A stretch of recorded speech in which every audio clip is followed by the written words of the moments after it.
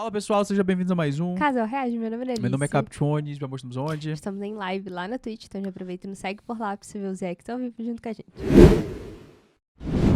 Trazendo aqui mais um vídeo do Bruno Bandeira, né? Bomba, autor de Jujutsu, finalmente responde a maior polêmica, como Satoru Gojo morreu. Eita. Vídeo aí de Eita. 2025, tá? De abril, recente. Quentíssimo. E o pessoal não deixa o Gojo morrer. É isso. Já sou inscrito, vou deixar o Ele meu não like. merece morrer, é por isso que ninguém deixa ele morrer. Tu tem que entender esse ponto. Aí vamos ver aqui, a gente já trouxe vários outros vídeos sobre, mas aparentemente isso aqui foi uma explicação autêntica que o autor fez recentemente, né? Então vamos lá. 3, 2, 1... Go. Gol.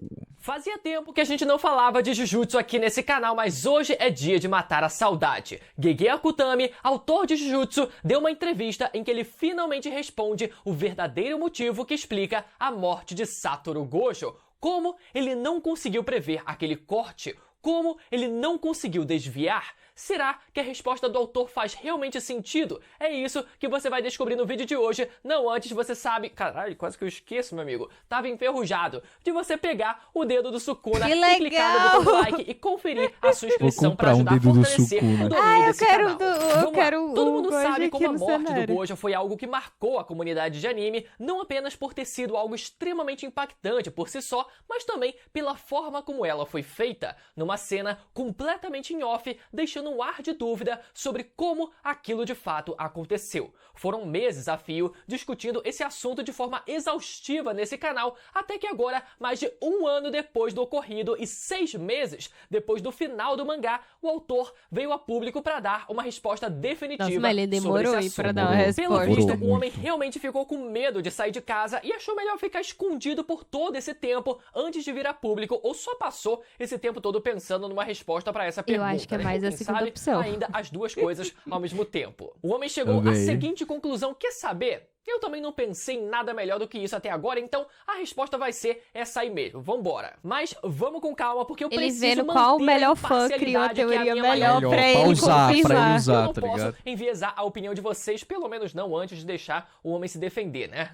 Vamos lá. Gege Akutami, então, foi entrevistado nos últimos dias e o entrevistador já mandou a primeira e a única pergunta que interessa, sem rodeios, sem lubrificante, nem nada. O homem sentou na cadeira e já perguntou, abre aspas, Gojo poderia ter desviado do corte final? Em que momento ocorreu o golpe? Eis que Gege Akutami responde, abre aspas, o golpe que atingiu Gojo aconteceu logo depois que Kusakabe disse, essa é a vitória do Gojo, que aconteceu no final do capítulo anterior. Acho que ele baixou a guarda depois de derrotar Mahoraga. Naquele momento, ele acreditava que Sukuna não tinha mais como enfrentar o ilimitado. Se fosse o Gojo de sempre, ele provavelmente teria percebido que algo estava errado e pelo menos se esquivado do golpe fatal. Fecha aspas. Vamos lá, antes da gente comentar sobre a justificativa do autor, eu quero dar um pouco mais de contexto e relembrar alguns dos motivos que fizeram a gente concluir que o Gojo poderia sim ter desviado do corte que definiu a sua derrota. Vamos lá, primeiro ponto.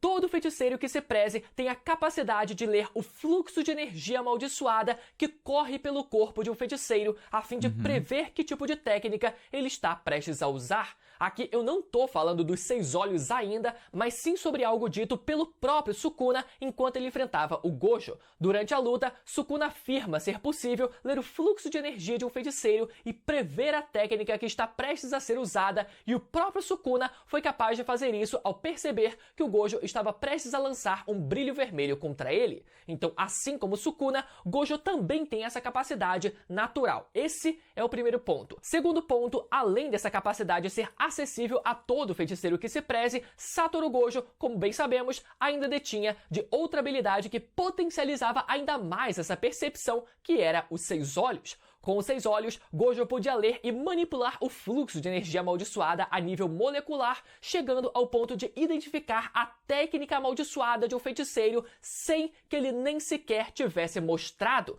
O maior exemplo disso foi quando o Gojo afirma que identificou a técnica amaldiçoada do Miguel somente ao olhar para ele. E aqui pelo amor de Deus, Cabo não é bom, venham né? com piada sobre o Gojo foda. ter olhado pra cor de pele do Miguel e por isso ele percebeu que era uma técnica de dança ou algo do tipo, até porque o próprio Miguel tira muito sarro da cara dos japoneses no mangá, então pode ter gente que vai pensar que o Gojo disse isso por causa de raça, mas não, é realmente uma característica dos 6 olhos. Então, além da capacidade natural de ler o fluxo de energia de um usuário, Gojo ainda detinha de uma habilidade única que potencializava ainda mais essa capacidade. Terceiro ponto, o corte final do Sukuna já tinha sido usado pelo Mahoraga. Um argumento que eu vi muita gente usar por meses a fio é que o Gojo não poderia prever que o Sukuna conseguiria usar o mesmo corte do Mahoraga, mas vamos esclarecer esse ponto. Primeira coisa, Satoru Gojo já tinha sentido na pele o corte do Mahoraga ser capaz de ultrapassar o seu infinito quando ele teve o braço cortado através de um corte à distância. Segunda coisa, o corte final do Sukuna era algo praticamente idêntico ao corte do Mahoraga. Sukuna afirma que usou o corte do Mahoraga como modelo, mas os dois são praticamente iguais. Vale lembrar como o Mahoraga também usava energia amaldiçoada como base para se adaptar e criar diferentes técnicas, assim como o corte do Sukuna também usava de energia amaldiçoada. Sabe uma parada que eu acho que o Gojo podia ter feito? Inscrevido e dado like aí. Então aproveita. Sei Se que você não inscreva no deixou, nosso tá? canal Ajuda e a deixe gente seu aí. like. Boa. Era só isso Ou mesmo. seja, as duas técnicas eram, no mínimo, extremamente parecidas. Então, mesmo que o Gojo não tivesse visto o Sukuna usar o corte final até aquele momento, afinal era a primeira vez dele, o Gojo já havia visto e sentido na pele o mesmo corte sendo lançado através do Mahoraga. Ou seja, era para o Gojo ter percebido algo de estranho no fluxo de energia do Sukuna e concluído que o que estava por vir era um corte idêntico ao que o Mahoraga havia lançado contra ele. Quarto ponto, Satoru Gojo estava em condições físicas extremamente vantajosas, apesar da falsa impressão por ele ter acabado de se explodir com o seu próprio vazio roxo. A gente precisa lembrar que ele havia recém usado um flash negro, o famoso Kokusen, contra o Sukuna. E o que acontece quando o feiticeiro usa um flash negro? Isso o leva a um desempenho significativamente elevado em combate, permitindo que o usuário opere o estado com de flow, né? 120% de seu potencial máximo.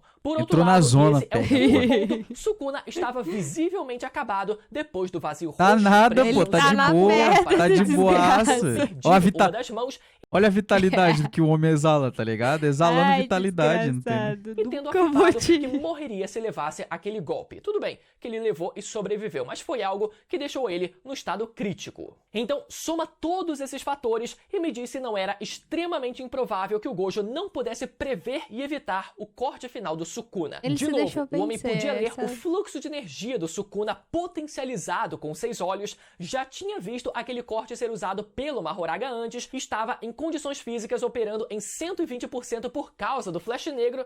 Então assim, meu amigo, fica complicado defender o Sukuna. Porém, por outro lado, quem lê o mangá sabe que o autor conseguiu responder parcialmente essa questão ainda durante a publicação do mangá, afirmando que o Sukuna realizou um voto vinculativo, os lendários e saudosos votos vinculativos que viraram meme por meses, né? Sukuna então realizou um voto vinculativo para que ele pudesse executar o corte final de forma muito mais rápida, considerando a situação em que ele se encontrava. Com esse voto, Sukuna não precisaria de um encantamento verbal, não precisaria de selos de mão e não precisaria direcionar o golpe com uma das mãos, em troca de ser obrigado a fazer esse processo em todas as próximas vezes em que ele fosse usar o corte do mundo. Então, sim, isso Então ajudou explica- a explicar como o Sukuna foi capaz de surpreender o Fala. Gojo, Ajuda, já que ele foi explicou, capaz de lançar o corte bem mais É. rápido, mas ainda permaneceu aquele ar de dúvida se o Gojo não seria capaz de prever o corte e desviado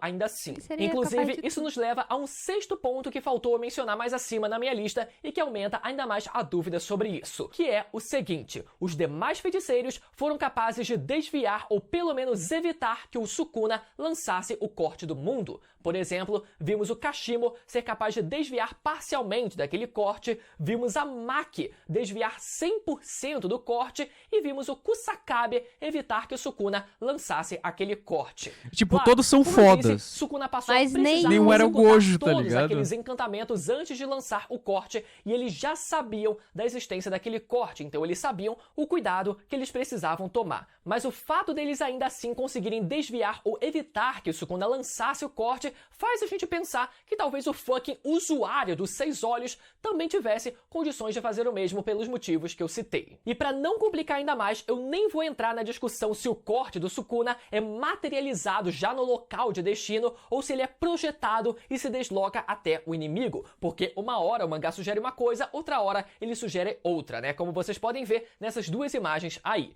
Primeiro, contra o Kashimo, vocês podem ver que o corte rasga apenas o local de destino e não sai rasgando o chão até chegar nele. Já contra a Maki, vocês podem ver que ela abaixa para não ser acertada e o corte parece se deslocar para frente, né? No caso em direção a gente, como se fosse assim. Ou seja, se o corte tivesse apenas se materializado, era para ele aparecer exatamente em cima ou acima da Maki. Então, pelo bem da nossa sanidade mental, eu vou deixar esse ponto de lado.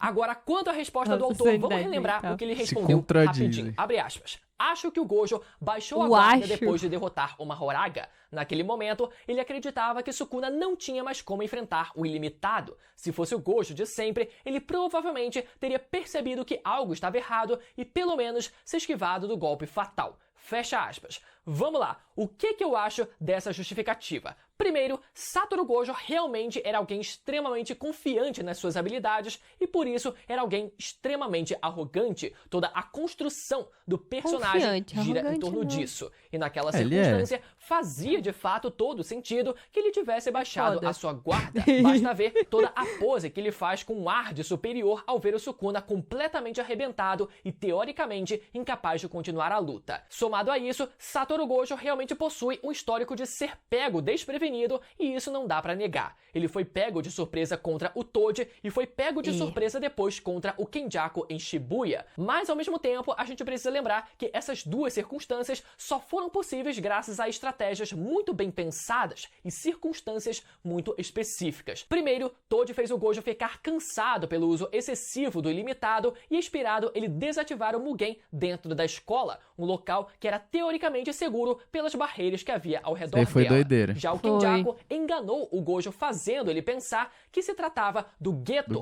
porque quando o Kenjaku possui o corpo de alguém, ele mantém a energia amaldiçoada da vítima. E como os 6 olhos lê justamente a energia amaldiçoada do usuário, a gente viu isso ontem, por sinal. Se tratava de Suguru Geto. Então, no caso do Sukuna, por mais que o Gojo pudesse ter abaixado a guarda por um breve momento, os 6 olhos ainda serviriam como um alerta para o Gojo desviar do corte. Mesmo que o Gojo pensasse que o Sukuna não teria mais como continuar a luta, no instante em que a energia do Sukuna fluísse pelo seu corpo de forma diferente e de forma idêntica a como fluiu quando o Mahoraga executou o corte, era para o Gojo ficar esperto e pelo menos tentado sair da frente. Então, a parte em que o autor diz que o Gojo não conseguiu perceber que algo estava errado, eu não fico assim 100% convencido. Eu acho que faz mais sentido o Gojo ter pelo menos percebido com 6 olhos e aí sim não ter conseguido desviar a tempo porque ele estava inicialmente distraído. Mas particularmente, galera, eu acho que o grande problema mesmo foi o autor ter escolhido construir essa cena 100% em off. Eu tenho certeza que se o autor tivesse escolhido mostrar como foi todo esse processo, tudo que passou pela mente do Gojo e do Sukuna naquele momento, o Gojo baixando a guarda, depois percebendo o perigo do Sukuna, mas não conseguindo desviar, e a coisa toda fosse esclarecida quando era para ter sido esclarecida, não teria necessidade dessa discussão toda, porque tudo teria parecido muito mais natural e orgânico e não uma forma de tapar um buraco do tamanho